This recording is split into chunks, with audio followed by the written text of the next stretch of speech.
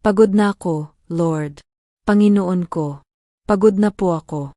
Pagod ang katawan ko. Pagod ang isip ko. At pagod na rin ang puso ko. Hindi ko na po alam kung saan pa kukuha ng lakas. Ang dami kong dinadala. Ang bigat-bigat na po, Lord. Kaya ngayon, inilalapag ko po sa inyo ang lahat.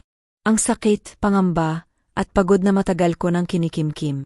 Yakapin niyo po ako sa mga sandaling. Wala na akong lakas pa magpanggap na okay.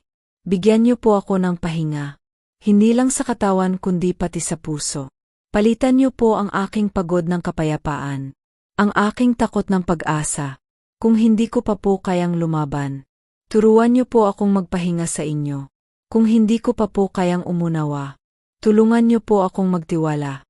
Salamat po, Lord. Dahil kahit pagod na ako, hindi niyo po ako binibitawan. Amen.